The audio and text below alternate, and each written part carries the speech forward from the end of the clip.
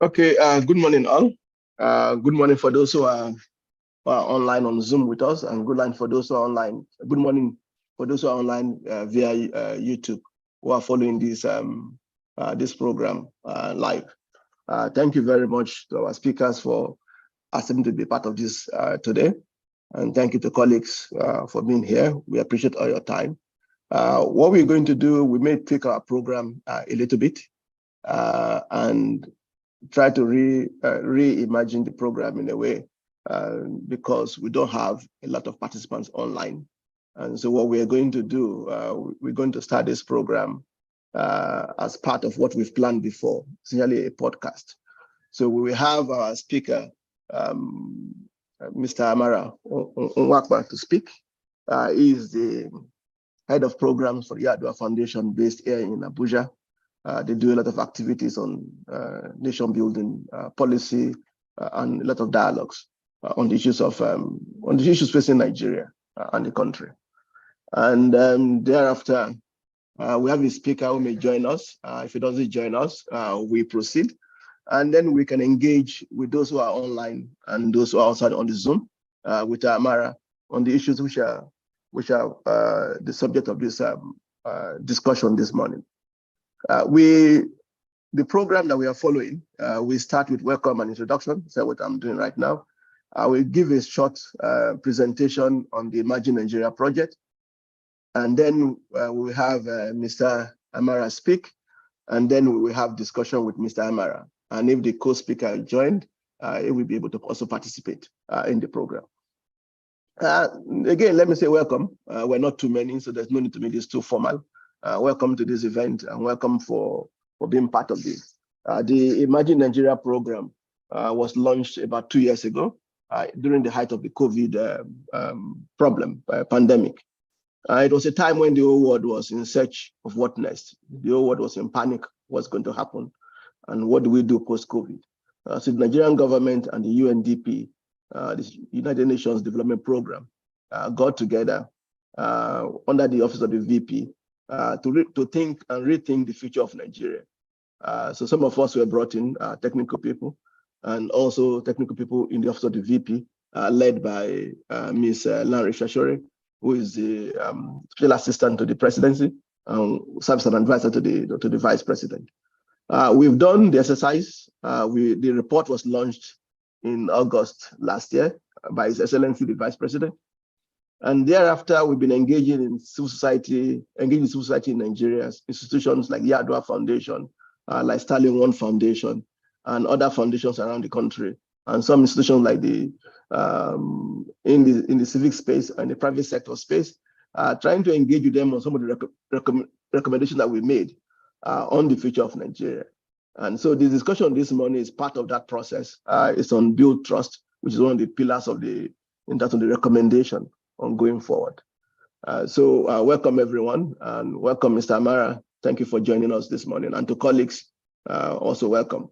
So I'm going to now make this brief introduction to the Imagine Nigeria program. As I've said, it was started about 2 years ago, and since then, we engaged over 300 people around the country, and the exercise was led by a high-level panel, which include people from the previous governments, from civil society, from private sector, and from, to some extent, technical people outside of the government involved in the process. And it was led by a high-level panel, which included people like Mr. Tonye Cole, for example, people like the former Minister of Planning, Mr. Shamsuddin, also the former Senator, a former senator, and a few other people like Ms. Igodalo, who is active in activists before and just in the private sector. The exercise was done as a national program to reflect about where we are going and where we are coming from as a nation. And if I can summarize succinctly, what came out of that exercise is that we do have serious challenges as a country. At the same time, there are emergencies of change in the country that, if watered well, could actually facilitate Nigeria's transformation over the longer term. And as part of the exercise, we developed a series of scenarios on how Nigeria could emerge over the longer term. These scenarios included, for example, the Africa giant awakes, which is the most optimistic scenario, and the most negative of the scenario, the worst case scenario, is the fire on the mountain. Between these two, there are two scenarios, which essentially I call them the moderate scenarios, because they're neither here or there and did not get us where we need to go, nor did they create so much of an overwhelming problem for the country.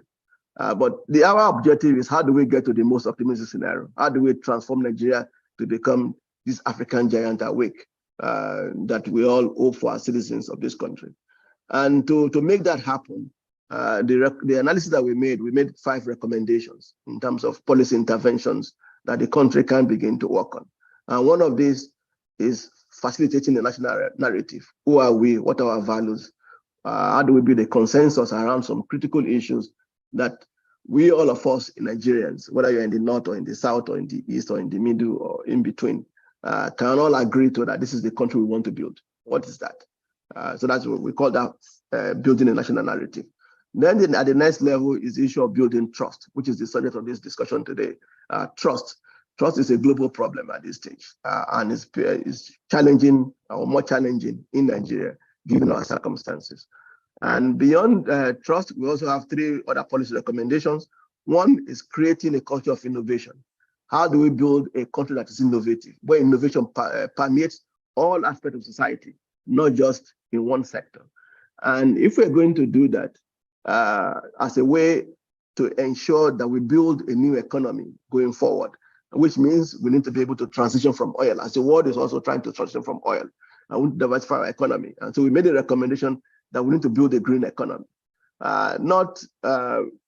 We love the environment, yes, not because we are tree huggers or not, but because we want to see how can Nigeria become a leader in the green space that is emerging.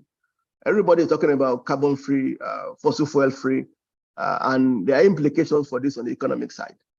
You have people already in solar panels, in wind turbines, electric vehicles beginning to become a critical competitor in the market today. But what are the other green spaces that are there that is still virgin at this stage? Which of these can Nigeria lead? And this is the whole idea. How do we build a Nigeria green industrial economy so that we can be able to create the jobs that are necessary for the many young people that are graduating colleges or leaving high schools or leaving technical colleges, so they can be able to have jobs and also to create the wealth and the prosperity that we need for the country to thrive over the longer term. And then the last part of the recommendations, not because it is the least, is that Nigeria needs to lead Africa. Nigeria has led Africa before, and Nigeria can lead Africa. And actually, the world is expecting Nigeria to lead Africa.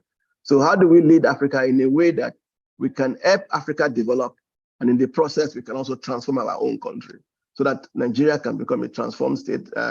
We can transform our economy, transform our society in a way that we can create that prosperity, not only for Nigerians, but we can also share with the rest of the continent. So this is the bulk of the recommendations. And we've done a series of events we did the event in Port Harcourt, we did events in Abuja, we plan events in other places. And this one right now we are doing is online. It's called Build Trust, and it's focused on this issue of trust. How do we build trust between those who are governed and those who are governing, between government and the citizens, between institutions and the citizens that they're supposed to serve? So this is the overview of the recommendations.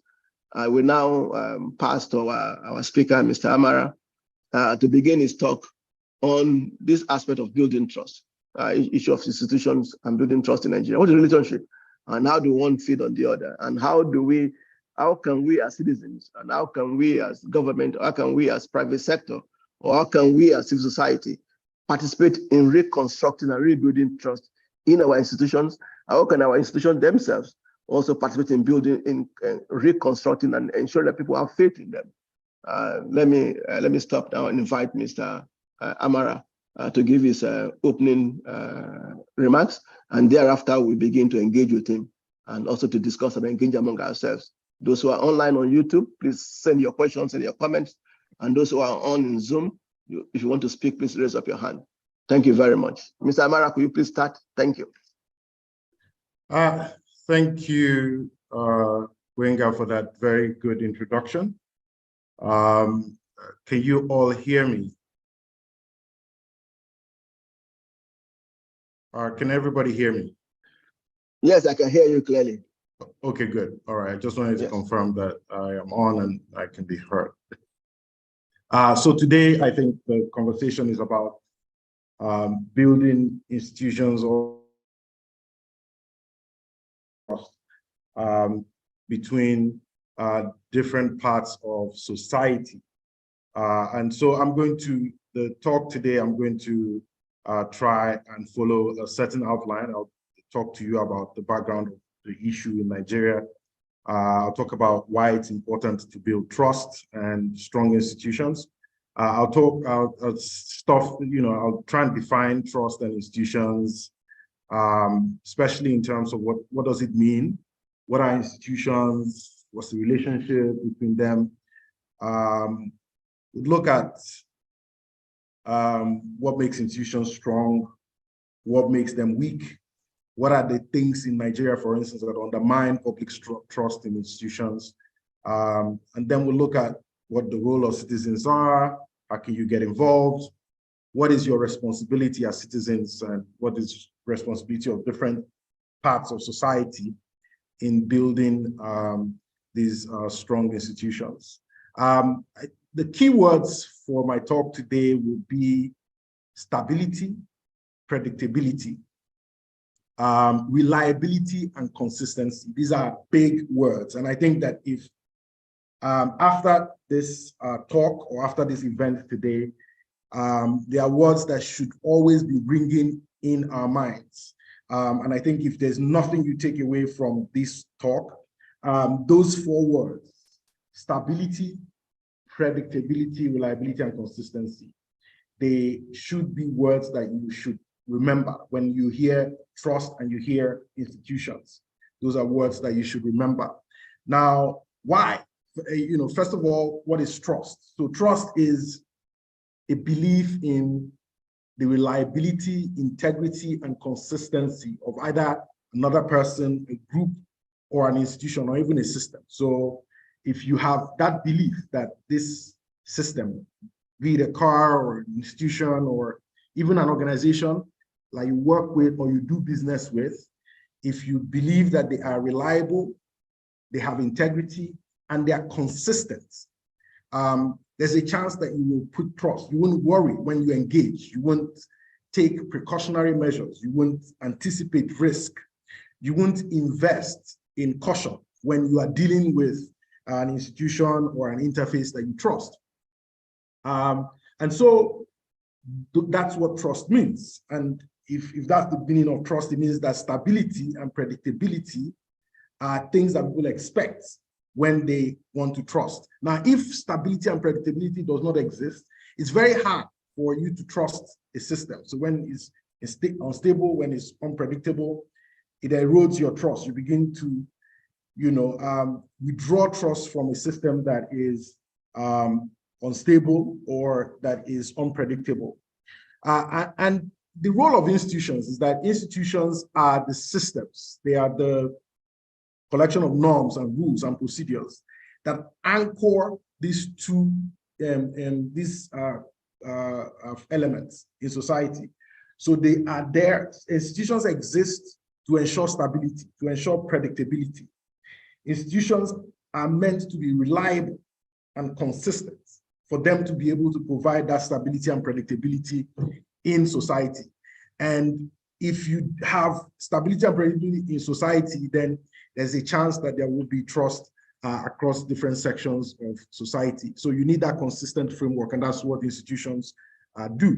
Now, because it's an Imagine Nigeria event, I will welcome us to imagine, so if you imagine a society where the institutions are weak, where the rules are constantly changing, where decisions are made arbitrarily and without clear expectations, where different individuals experience the same thing but have different experiences, and therefore people are treated differently depending on their circumstance or their last name or who they purport to be or how they present themselves.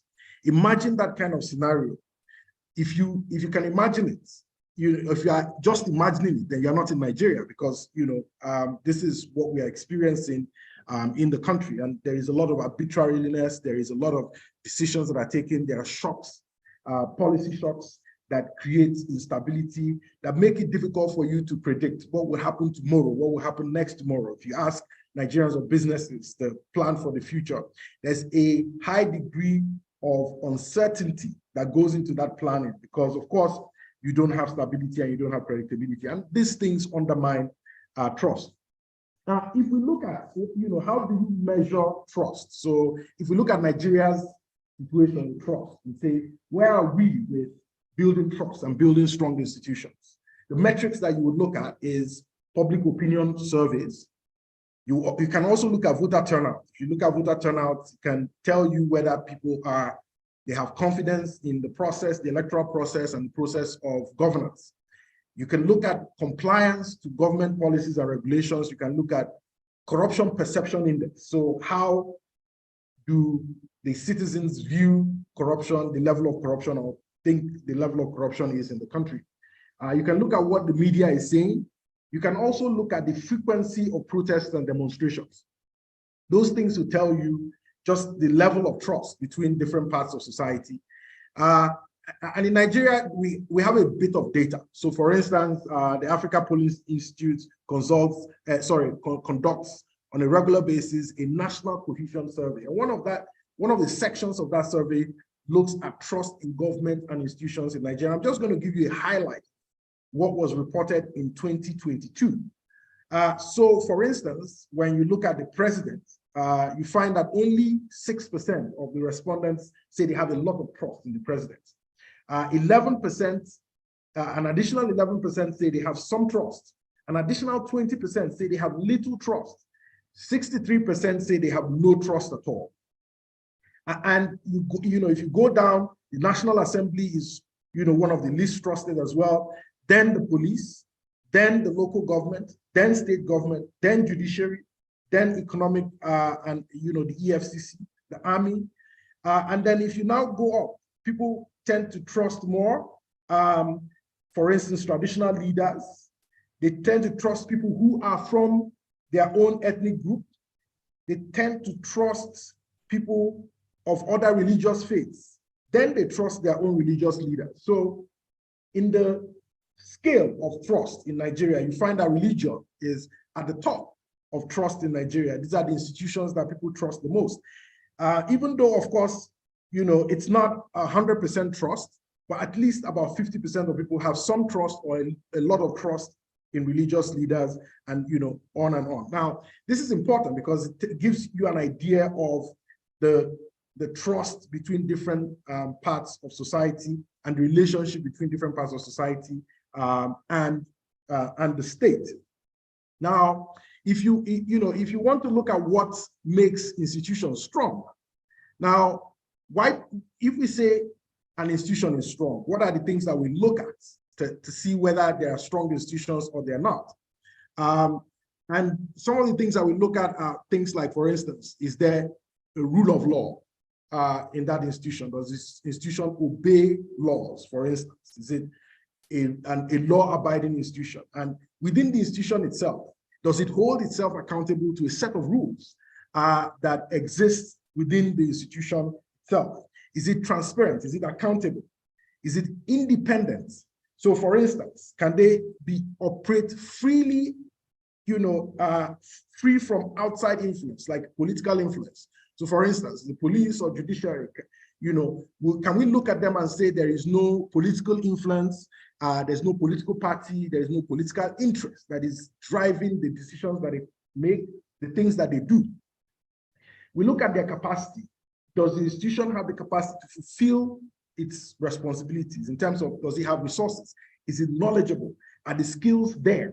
Are there people? Are there sufficient people to do the work? In terms of governance, is there an effective governance that that governs the behavior of these institutions? Is the governance weak? Do you have a board? Is the board representative? Do the decisions of the institution, for instance, are they reflective? Are they inclusive? Is there public participation in what these institutions do? We can also look at public trust. Does the public trust these institutions? And is there stable funding? And if you look at that, you will now begin to look at the scorecard of a lot of public institutions in Nigeria. And you see that we have a lot of work to do in the country to build trust. So for instance, what are the challenges that we have to address? Just looking at these metrics alone, you find that we have to address the challenge of corruption and impunity.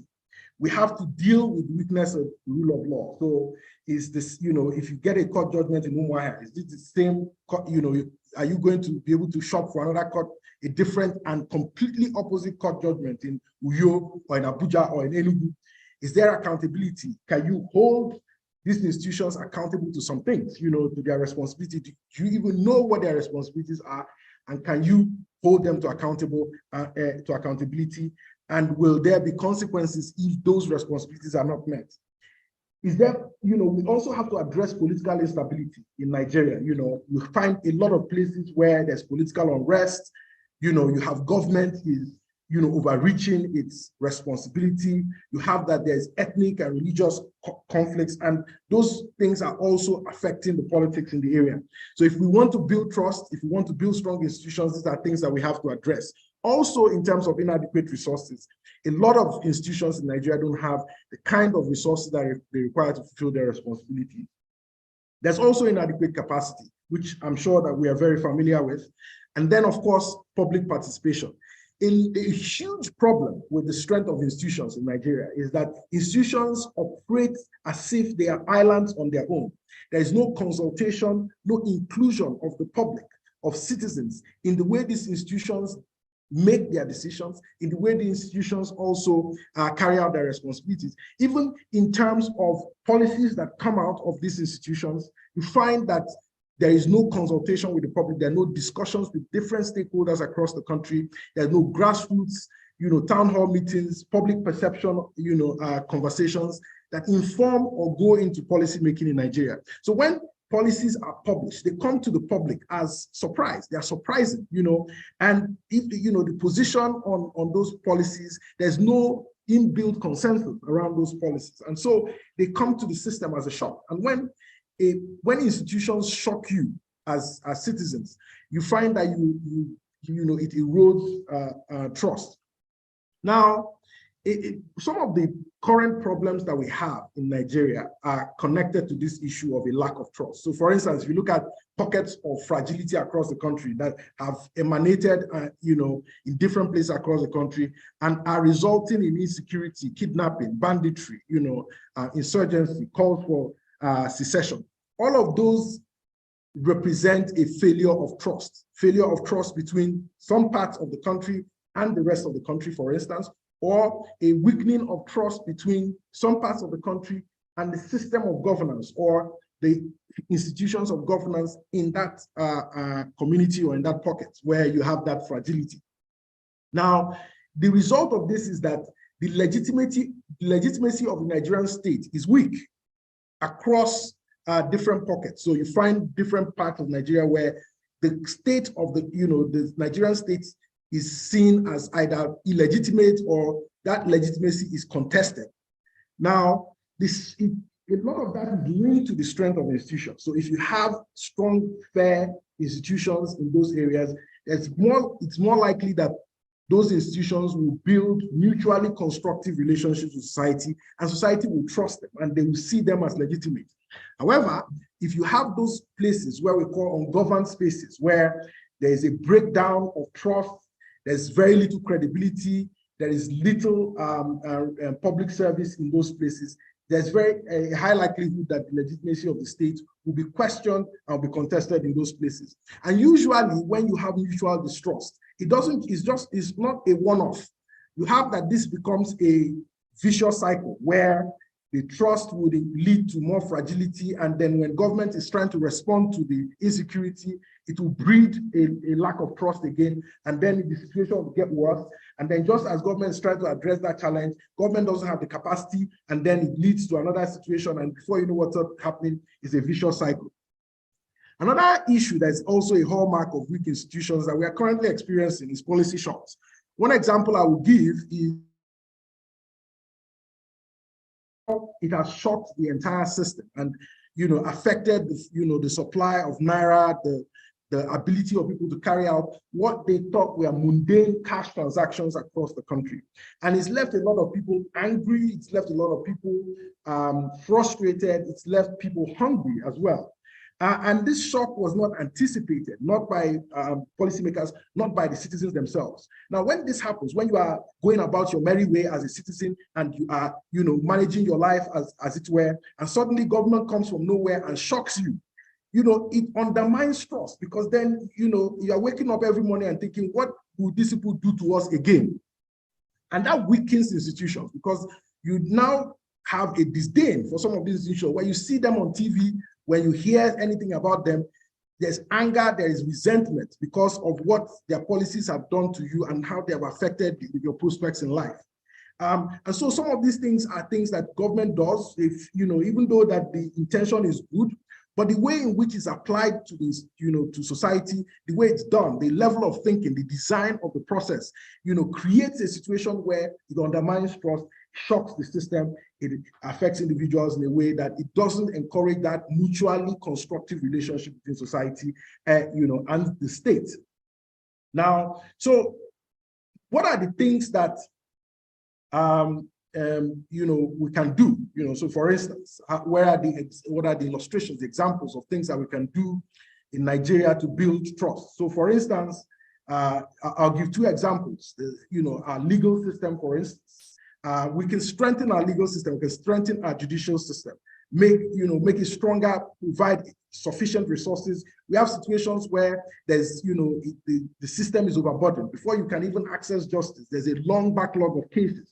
We can create a situation where contracts can be fairly enforced, property rights can be protected.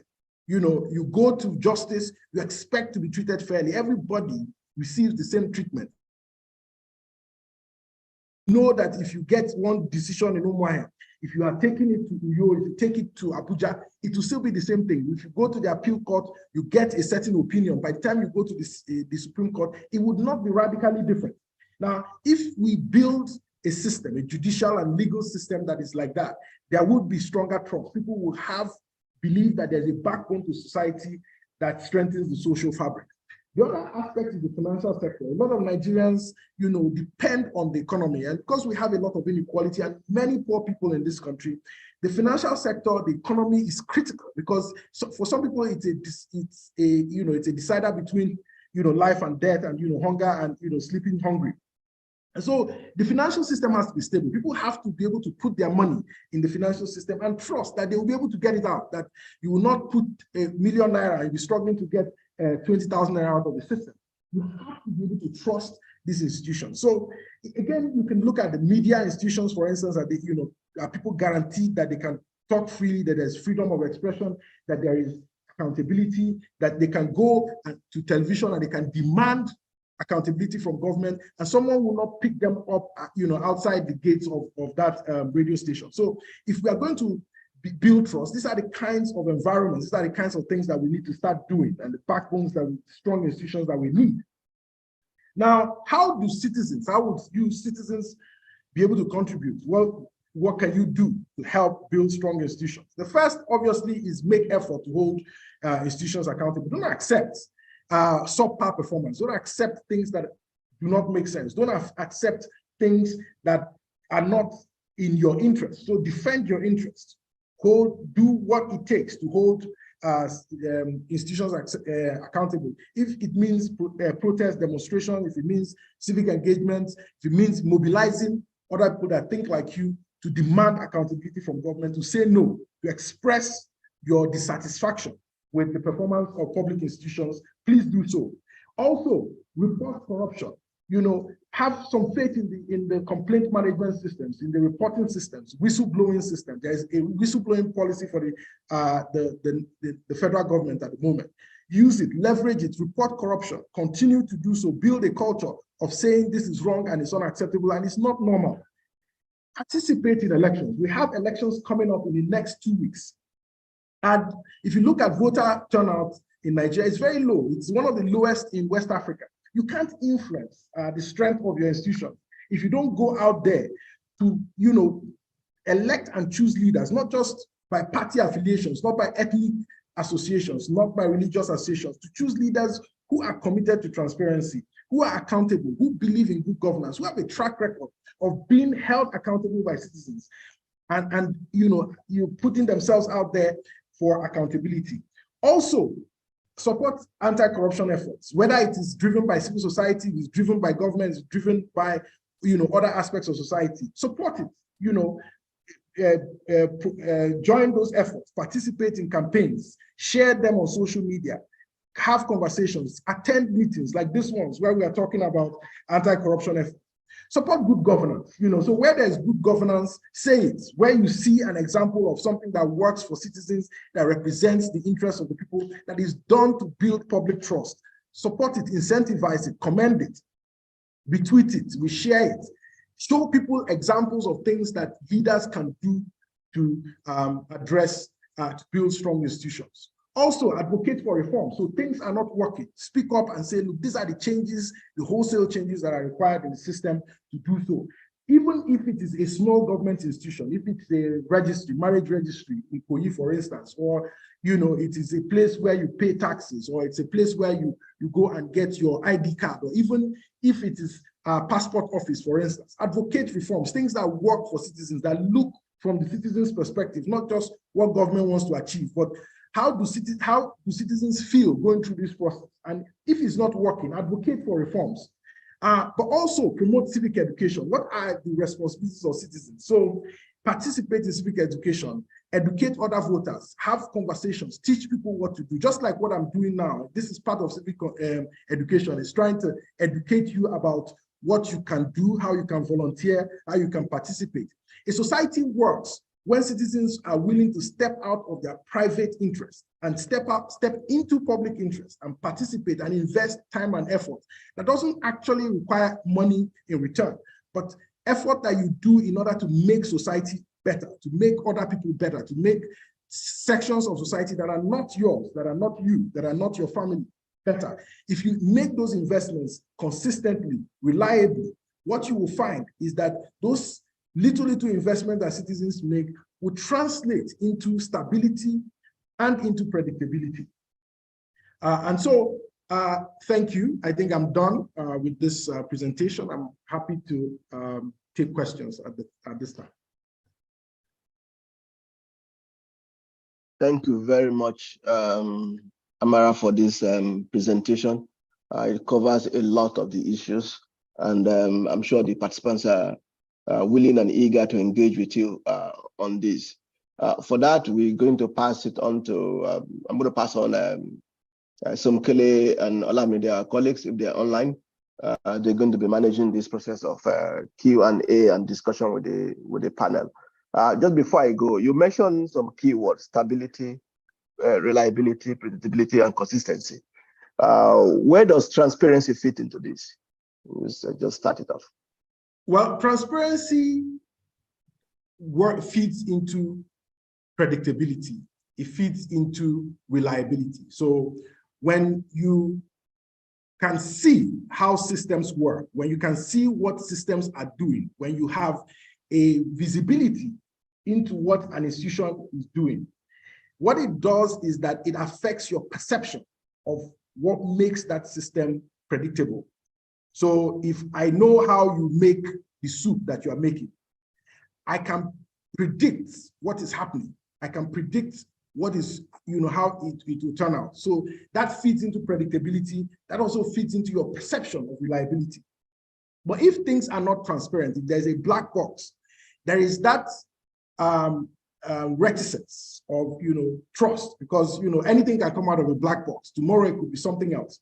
But if you see how the process is happening, if you can see how your shawarma is being made, you are more likely to trust that something has not been added to it that will make your stomach run, or that would create allergies for you. So that's pretty much an example of how transparency helps, and feeds into predictability and trust.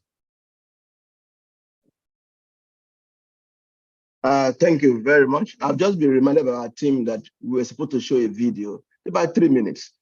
We show that video and that gives people more time to think about their questions or their comments soon. Is it possible to show the video now? The film on Imagine Nigeria? Thank you.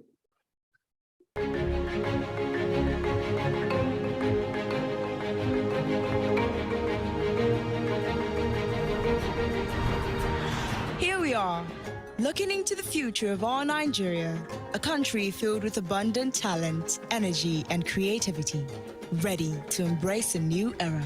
But we also face a looming climate crisis, the economic impact of a pandemic, deepening insecurity and inequality, and the need to govern effectively for the benefit of all Nigerians. Let us imagine the next few decades and shine a light on 4 possible scenarios, the challenges and the great opportunities laying ahead of us. Fire on the mountain. Nigeria chooses to keep things as they are. As insecurity and other challenges intensify, will a youth-led resistance rise, or will they simply be crushed? Which way, Nigeria? Revenue, but it neglects governance and issues of identity. Will Nigerians live under a surveillance state or fall into cyber warfare led by a tech-savvy opposition? One chance. Nigeria is hijacked by tech giants. Tech delivers some wealth at the cost of freedom. Will Nigerians relinquish control, or will the people embrace a hard reset and encourage a million flowers to bloom? African giant are weak. Leveraging its people's talent for innovation, Nigeria taps into global trends to build a thriving economy, transform society, and accountable governance while leading Africa. By painting these scenarios, we recognize the challenges on the horizon, taking them on with dignity and courage. Because the future is ours to imagine, and we must all be a part of the solution. And as a constructive guide to a flourishing 21st century, we propose 5 pillars of transformation: building a culture of innovation, catalyzing the green economy, leading Africa, building trust, and finally, facilitating a national narrative. Together, we can make a difference. Take action. Join the movement and visit imaginenigeria.ng today.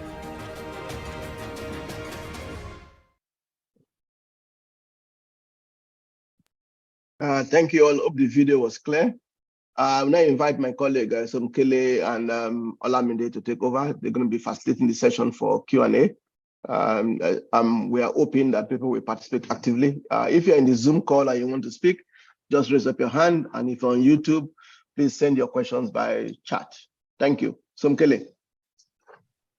Thank you very much, Gbenga. Thank you very much, Amara, for that presentation. I think it was very insightful and has given us food for thought. So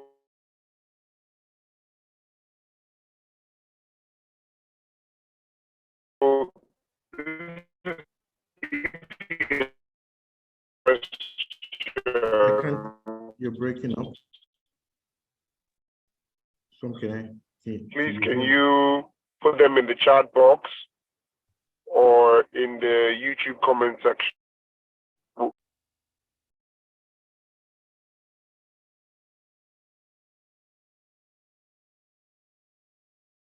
Hello, all. I think Somkele.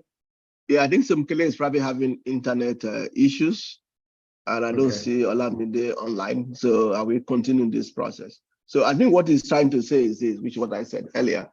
We want your participation. Please send questions, and if you're on the YouTube channel, send your questions via chat, where our team members are watching. Also, if you are on the Zoom call and you want to speak, just raise up your hand, and then we recognize you so you can speak. Thank you. Sorry, apologies, I'm back. I was saying that please, if you have any questions via the YouTube link, or if you're on the Zoom call, please just put them in the chat. We'll take about 3 minutes to collate them and feed it back to Amara and anybody else who wants to contribute. Thank you.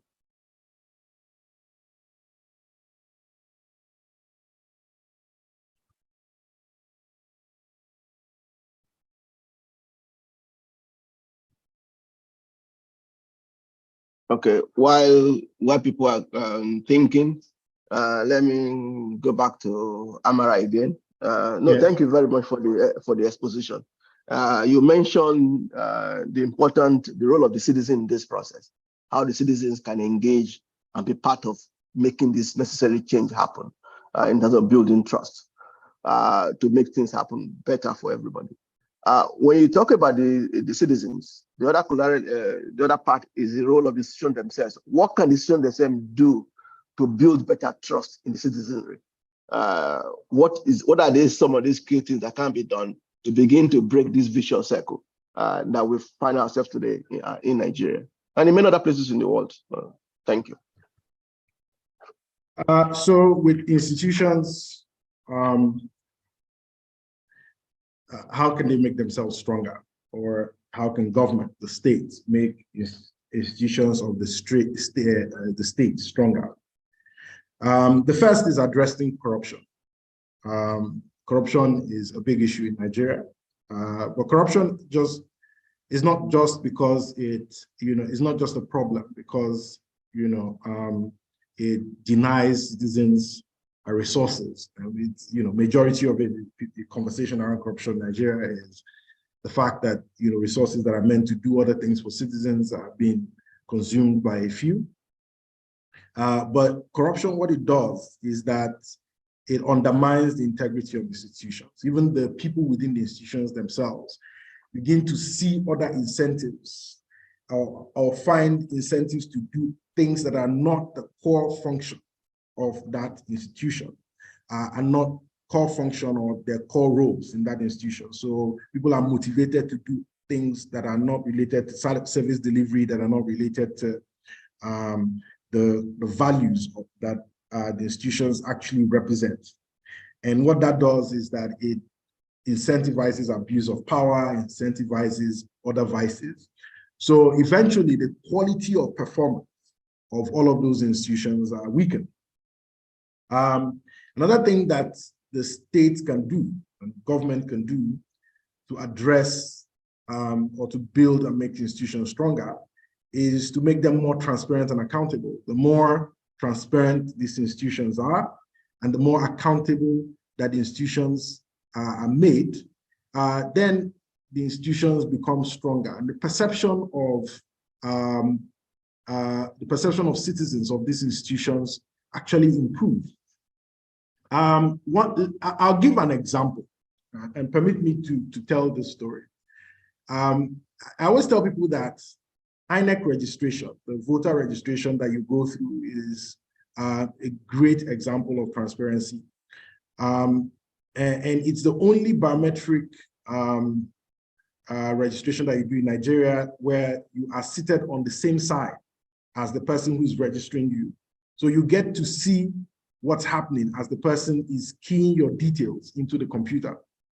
Now that makes a huge difference. In fact, the first time it happened in 2011, what it did was to encourage citizens to feel like they own the registration process. So in 2011, even when we did not have, we had challenges with registration. It was supposed to take 2 weeks. Eventually it was extended because the first week you couldn't even register people because it was just rejecting fingerprints. And still, people were so invested in the process that they built canopies in the registration areas. They brought their generator to power the computers. They bought ink for the printers that were used to print the TVCs.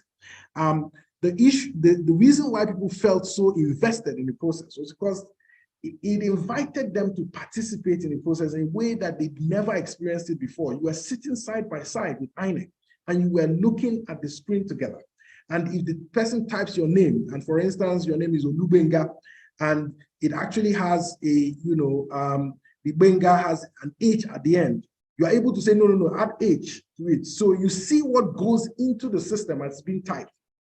It changes, it's a psychological change. And that example of transparency and with registration actually translates into citizen investing trust in that process. And that's an example I always give people. Also, something else that institutions can do is if they offer themselves off for accountability, bring people, bring your leadership out, engage with citizens, answer their questions, and answer them honestly. relate what you are doing to your responsibility and how you are fulfilling the goals and the objectives that have been set before you. Have metrics that you can come from time to time to, offer yourself to citizens and show how you are meeting those metrics, how you are meeting, those KPIs that have been set by your mandate that's been given to you by the law. Also, address inefficiency and bureaucracy. Why must it take 3 weeks to get a passport? Why would you go to the passport office and the process is so long and so torturous? You have to go from one desk to the other, then you have to go back to NIMSI and so on. Address inefficiency and bureaucracy. Make it easy for citizens to interface with you as a public institution. If the experience of citizens with you is torturous, it's very difficult for people to trust you. Do you trust people who treat you badly, who send you from pillar to post before you can get one basic thing, one piece of paper out of the process? Address discrimination and unequal treatment, especially the weakest and the most vulnerable parts of society. So you have people with disabilities, for instance. How do you treat them? Is there discrimination? Are you treating them unequally? Because when people come to access service from you or interface with you as an institution, and they find that some people are treated differently, some people can walk past the queue and go into the director's office and get what they want, or some people, it takes them even 48 hours to get passports, and then other people, they have to wait long and hard, and you even tell them that there are no booklets. I'm sorry I'm using passports as an example, but there are other institutions in Nigeria to give this kind of inconsistent experience depending on the citizens that approach them. Also, enforce your own regulations. Don't fail to enforce. If there are regulations, if people are aware of them, enforce them when they are broken. Make sure that those regulations are enforced, regardless of who or where in the country that that is happening. So you don't have a situation where people in Kano are having a different experience. People in Lagos are having a different experience. Sokoto is a different experience. Enugu is a different experience. Also, when you are making decisions, invite the public to participate, consult with different stakeholders, especially people who are going to be affected by the decisions you are making or the policies you are coming up with. Involve them in the decision-making process. Allow, incorporate them in the process that enables them to examine the cost of this policy to them. Also, make sure that there is adequate representation of the different sections of society.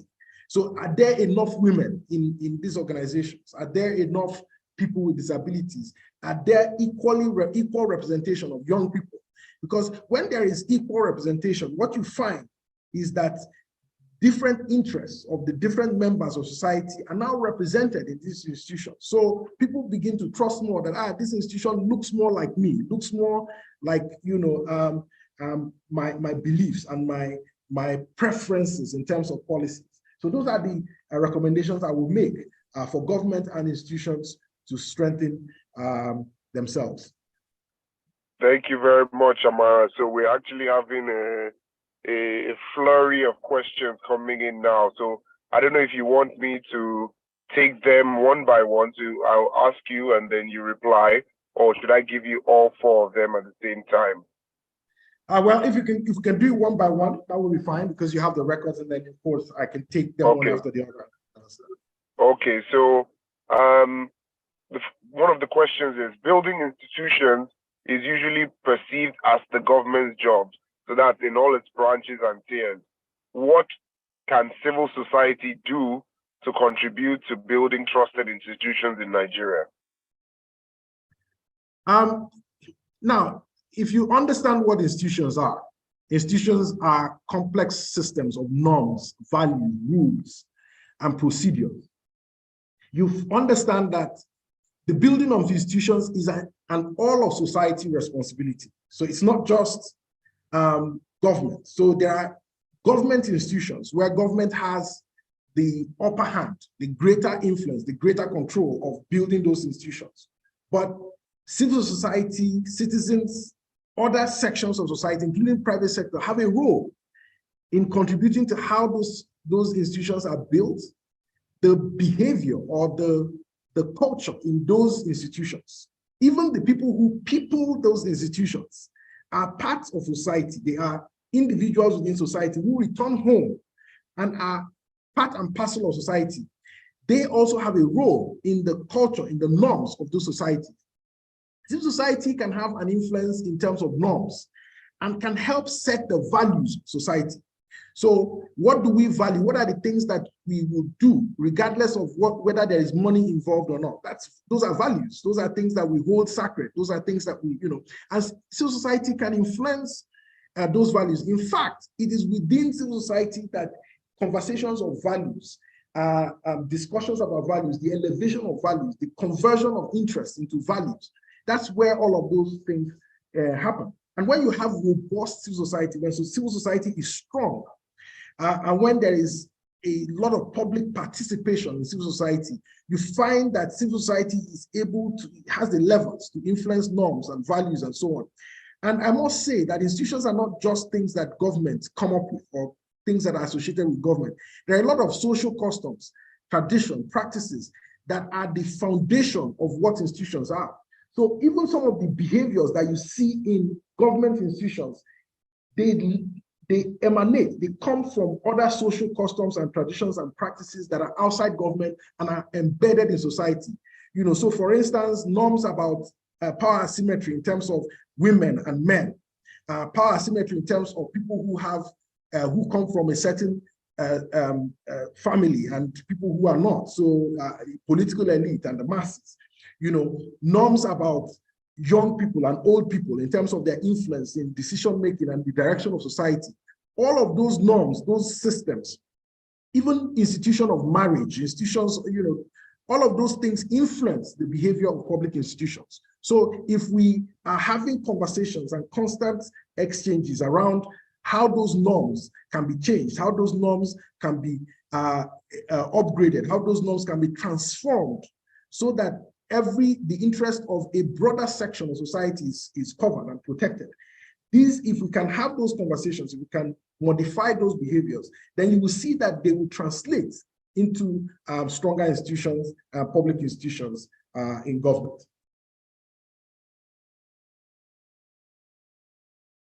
Okay, thank you, Amara. I just want to make sure, Olamileko, you said you had a question. Do you want to voice it or do you want to type it out?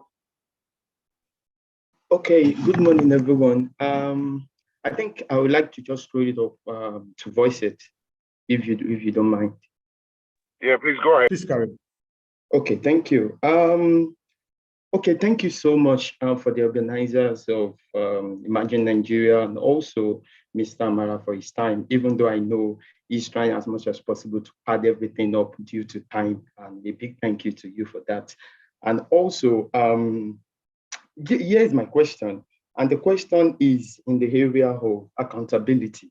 We grew up in an environment where question is seen as a taboo, most especially in the area of our parents and all of that. So when you ask questions, they see it as an attack on them. Even the government, there are a lot of instances where people came out during the NSAS protests. I think they were protesting, and you made a vital point about protests not too long ago, a peaceful protest. People came out and they were protesting regarding the NSAS rather. And the feedback, most especially the response that I got when the president addressed the issue was, he is seeing it from another angle. He is saying that there are some set of people that just want to take power from me. So yes, to Mr. Mara, please, how can you, what suggestion or what do you think can be done in the area of accountability, ensuring that accountability is being passed? Or what do you think, or what is your suggestion that how can we factor in throwing the right question to the government in the area of accountability, and also ensuring for them not to see it as an attack to them? Do you understand my question, sir? Yes, I do. And you've made a very strong point. In fact, I would actually, give you the honor of calling you a co-presenter or co-speaker in this event, because you brought up one key area, NSAS, And I think the EndSARS protest was a huge opportunity lost for the government in terms of building public trust in institutions in the country. Because there were a lot of opportunities for government to respond in a way that, started to repair the relationship between the young people, a broad section of young people across the country, and institutions of government. In fact, the very basis of the EndSARS protest, regardless of what part of the debate you were on, center of public trust, the public trust between young people and the instruments of law enforcement, particularly the special anti-robbery squad of the police. And there's been a reputation of heavy-handedness, human rights abuses, and in turn, what response the public got from questioning and raising objection and dissent to the behavior of this unit was further, heavy-handedness, more brutality, more violence. So, at the end, it's very difficult for you to trust. And in fact, at the core of that conversation that was happening around EndSARS was trust, because if you remember, at the time, government made a pronouncement and said, we are, ending the SARS unit. In fact, we are banning SARS completely. We're putting an end to it, and we are now going to start a unit called SWAT. And the response of the young people was to say, well, you've done this before several times and it's not happened. Eventually you come up with another name, the unit resurfaces, and the same behavior, regardless of the name, is what people experience. And that's an issue of trust. So government was presented with a challenge of trust. And the response, which is the convention of building trust, is to show more transparency. The response is to be more inclusive. The response to an issue of trust is to be more accountable, to offer yourself to citizens and give them an opportunity to query you and offer them metrics or KPIs for which they can measure your performance. All of that was supposed to be the right response from government, but it didn't happen. What happened was every time that citizens identified something, an institution that they will say, okay, this is the institution that government will not violate, you find that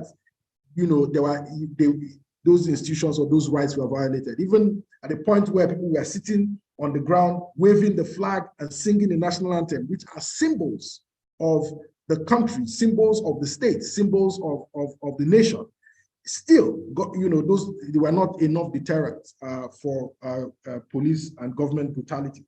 So at the end of the day, it's a major failure. Now, to answer the second part of your question, which is how do you encourage accountability in the context of a culture that discourages questions, especially from people with less power, is for those people with power, those people at the other end, the most powerful end of the power asymmetry equation, to offer themselves willingly, to be proactive in making themselves available, for questioning, for people to ask them questions. It's a painful thing. It's something that is not natural, especially for people to come out and say, look, here are the metrics that you are going to use to hold me accountable. Here are the things that I will do and I must do. And here is how you will measure my performance. And I'm offering them to you so that you can go out there, and if there is anything that I do that does not measure up to these things, you can ask me questions, you can bring me back, and I will come every quarter, every month, or every period. I will come to you and we'll use this covenant, this series of performance indices to measure between you and I if I am performing the way you expect me to perform. That kind of covenant, that kind of approach that is proactive, that offers an instrument, a way of measuring metrics, a document, whatever you call it, to citizens or to stakeholders to measure performance is one way to do it. And so you are not, this is not left to the citizen to determine what question they're asking you. No, you are proactively working with the citizen to determine performance measurement metrics that they can use periodically to ask you questions and compare your performance to those matrices. And that's my recommendation for political leaders, especially now that we're approaching elections. Do this proactively. If you are contesting for elections, if you are contesting for a position, tell people these are the things that I will accomplish.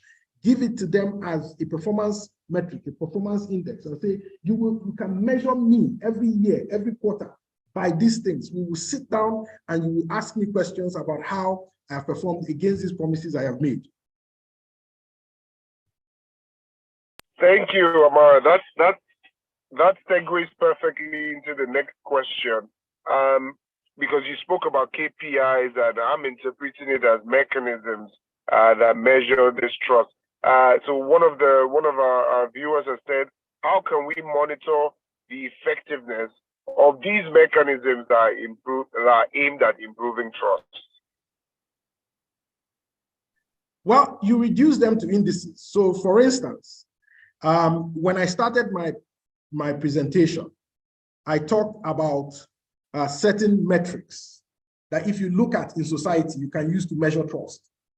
So for instance, if you look at and this is a big thing because, and I can't go into it in detail because there's not enough time, but I would refer people to the National Cohesion Survey, which is actually a very good document. It's a very good report. It comes out every year from the African Polling Institute. Look at it. It's a 200-page document, for instance. You look at different things that are being measured across society, surveys of different indices in society to measure trust and cohesion.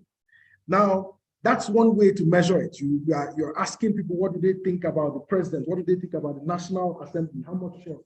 These are things that are metrics that you can say, you can commit to and say, as a president, I commit to this, to make this institution more trustworthy. I want to move this by the number of people who say they trust this institution a lot by 10%, move this by 20%. Measurable objectives, not just vague things or fuzziness. Take these indices, take these indicators, and tell us by what measure you are going to improve it, by what percentage. You look at voter turnout, INEC, the government, other institutions that are involved in the management of elections in Nigeria. Commit to improving voter turnout. Measure yourself by voter turnout, not by regulations that you come up with or whether you introduce technology or not. The outcome of this is the process designed in such a way that more voters feel confident, feel motivated to show up on election day. There are countries in West Africa that get up to 80% turnout. Nigeria struggles to get 40%. So please, measure yourself by how much citizens are interested in the processes that you are designing. You're spending billions of naira to conduct elections in 177,000 polling units across the country. And you are struggling to get people to come and participate in this process that is critical. You must look at yourself in the mirror and say, what am I doing wrong? And measure yourself by these indices. You look at things like the compliance to regulations. Even government institutions themselves are not compliant. You see a VIO car, the brake is not working. The brake light is not working. The headlight is not working. The car has been scratched in so many places. So you're not even compliant with your own vehicle inspection policies. If you saw another car on the road with those kinds of problems, would you stop the car? Those are the questions you should ask yourself. So if government institutions are not measuring themselves by these kinds of indices, then of course, what would you expect if you're not setting an example for citizens yourself? You are asking people to do as you say, not as you do. That's a problem. You can look again. You can look at you can measure the rule of law, because there are indices again to measure rule of law. You can use those indices again to look at to measure trust. There's also a corruption perception index, which is how do Nigerians, citizens themselves, how do they perceive the prevalence of corruption in the country? That perception itself measures trust, because if people believe that the system is corrupt, even if there is not that much corruption as the citizens themselves perceive, there will be less trust. So that trust deficit between government and citizens can be measured by corruption perception. Also, the frequency of demonstrations. And demonstrations happen because people are unhappy. You look at the people who are protesting the Naira supply today, they're unhappy. So these are all things that government should be measuring and saying, look, let's proactively address these things so that if we had a full year and there was only 2 demonstrations or 3 demonstrations, we say we are doing well. Or if there are less, if there were the year before 2021, you had 15 demonstrations, and your target is by this year we're going to be proactive, we're going to be consultative, and we're going to reduce the number of public demonstrations or against public policy to 5 or to 4. Those are ways that government can measure itself meaningfully in terms of building trust. Thank you very much, Amara. So I think we'll try to wrap this up by 11:30. So I think we can take one more question from viewers, and I have one more question myself. So I think I'll take one more for the viewer, and then I'll ask a final question. Okay, Benga also has a question. Benga, please, you want to go ahead first? Okay, yeah, I can go ahead. Thank you very much for all the for your time this morning and what you've been able to give us for food for thought, essentially. I want to ask you, in the digital age that we are in today, what is the role of digital in all this? Thank you. Thank you. Digital technologies improve consistency. They improve consistency. They can also improve reliability. So if you have a process that works, if you have a process that delivers value, if you digitize it, it scales what is good about the process. So technology can scale anything. It can scale something that is bad. So if there's something bad, if a process is bad and you digitize it, it will scale the frustrations. The same thing with, good processes. So if you have designed government services that work, if you digitize them, it makes it easier for those good services to be consistent and reliable. So digital services or digital technology facilitate the scaling of reliable services. So it makes those services available everywhere at the same level of reliability and consistency. That's what digital technologies can offer you. So they play a critical role in government services. Also, if you design these digital systems very well, they also can offer what you call equality. So digital technologies they don't care who you are. They're not going to say, this is my father, this is my uncle, because computer does not have any uncle, doesn't have any neighbor, it doesn't have any tribesman. It's, if you designed it very well, if the algorithm is neutral, then of course digital technologies can offer people the same kind of neutrality across board, which removes this issue of different treatment for different people, or this issue that is inequality in treatment that also affects trust and the consistency of service. So if you have processes that are good, if there's a good process design, then technology enables you to offer that good process consistently and reliably across board. Thank you. Something we have to pay attention to when we are looking at digital technology is that it can also exclude people. So if there is no access to power, if there's no access to technology in certain places, then when you digitize a service, you have excluded the people who don't have access to that. So if you put an app, a government app on Android or on Apple, and it's not on Android, you have excluded people who have Android phones. If a system works on only data and people want to use 2G or something like that, you've excluded those people. So one thing we have to be careful about when we employ digital technologies in institutions is be careful about who we are excluding. Are we excluding people with disability? Are we excluding marginalized communities that are traditionally marginalized by infrastructure? That's something we have to take into consideration.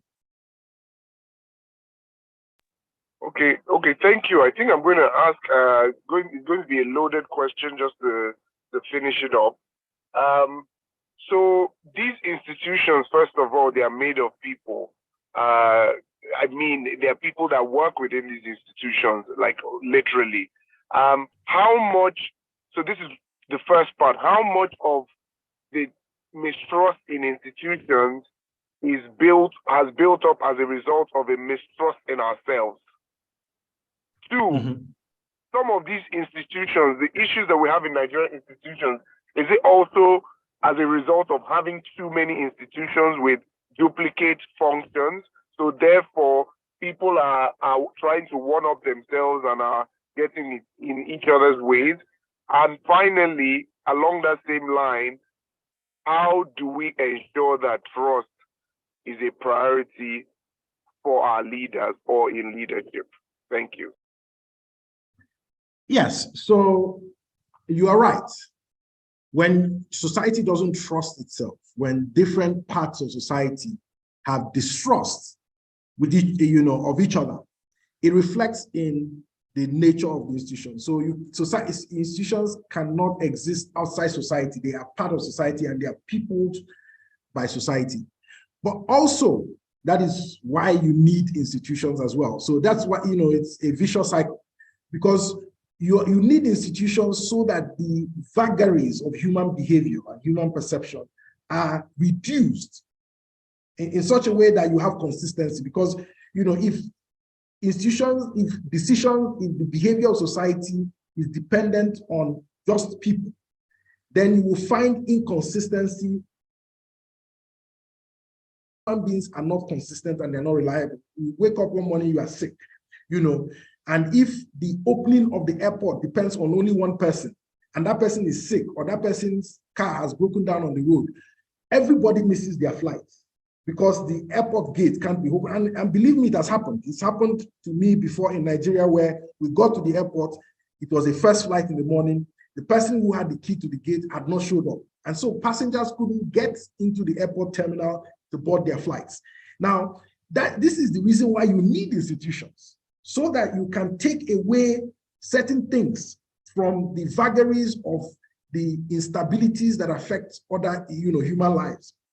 And so sometimes some of the inconsistencies we see in our institutions are because they are over-reliant on the personalities of the peoples involved or people that people those institutions.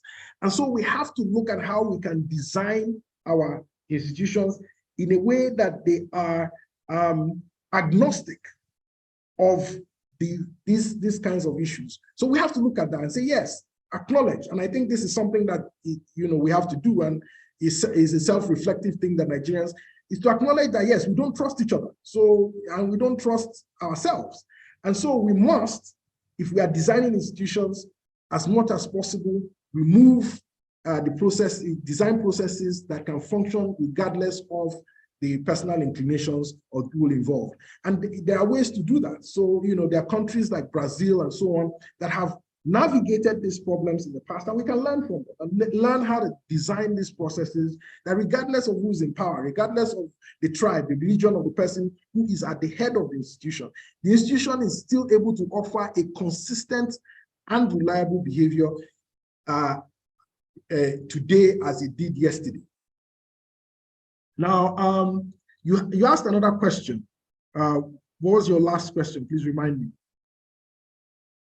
So my last question was around the priority. How can we prioritize trust in leadership? So if we're looking at manifestos, for instance, or if we're rating the KPIs like you mentioned, how do we ensure that trust is right at the top or thereabouts? It's by conversation. It's by raising the profile of it. So, Nigeria has a way of focusing on something. If the media, if influential people, raise a topic in Nigeria and make, the way it's talked about and the way people key into it, suddenly everybody focuses on it. And then it becomes, this becomes the decider for everybody. So for instance, a while ago, restructuring was the topic of the day. Everybody had an opinion on restructuring, and it was sponsored as a conversation. And eventually everybody bought into it, and there were different perspectives of it. The same thing can happen with building trust.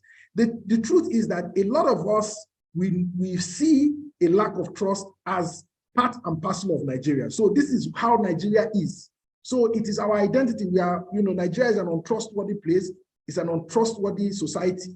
And that is it. Nothing can be done about it. We have to start believing and seeing the changing of that characteristic, changing of that understanding of Nigeria as a priority. If we can believe that it can change, that this is not us, this is not how Nigeria is supposed to be, this is not the definition of Nigerianness, but that it is a problem that we can solve. It is something that we can do something about.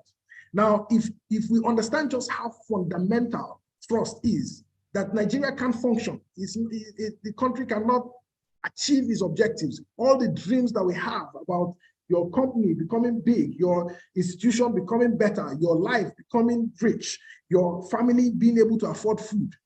If we don't realize how fundamental trust is to everything, to the cohesion of society, to innovation, because you can't innovate if you don't trust that your patents will be protected, that your intellectual property will be secure. You can't, do green economy if there is no trust in, rules and order, all of that. You can't transition. You can't even lead Africa if there is no trust at home. So if we can't realize, if we don't, prioritize trust, if we don't realize that trust is something so fundamental that all of society will not work if there is no trust, then, we can't move forward. So it begins with us realizing, sponsoring a conversation, having a conversation that bubbles up into national consciousness, that tells people, that reminds people, that forces people to realize that this trust issue is one, not a given or natural characteristic of Nigeria, but it is something that is abnormal and can change, and that we have a role to change it, and that it is a fundamental thing that we need to change before Nigeria can move forward to achieve its true potential. That's the way we can make we can transform the conversation. That's how we can prioritize it. Wow, thank you very much, Amara. It's been a very engaging time. You have doubled up as 3 or 4 speakers in one. So we thank you for that. We don't have any more questions. So now I'll hand over to Benga to just close the session. Thank you. Thank you very much, Somkele. Thank you again, Amara, for this. It's quite, you've made very good contribution to this debate this morning. And for us, this is just the beginning of a process. This process is a beginning. And as we've been discussing offline with the Yadua Foundation, it is something we want to build on going forward. Your conclusion just now was quite, for me, it was quite remarkable, because it ties into all the work that we've done over the last 2 years in trying to think and reimagine where Nigeria could be going to the future. And in our report, it's very clear that if you want to transform this country, if you want to build the country that we all desire, there are some fundamental issues that need to be addressed. And trust, building trust, was one of those fundamental issues. And then linked to that is the issue of national narratives. Who are we as citizens? Who are we? What is our values? And how do we want to proceed together as a nation? And how do we want to build this country together? And so it is very critical that you've linked this issue of trust to this now. And I think I'd like to thank you again and thank the people who join us online. Please tune into our website on our social media channels. We're going to be doing more of this going forward. And we are actually partnering with different institutions across the country that will help us lead and guide different parts of these processes going forward. Once again, thank you, Amara, and thank you, colleagues, for making this happen. Thank you. Thank you.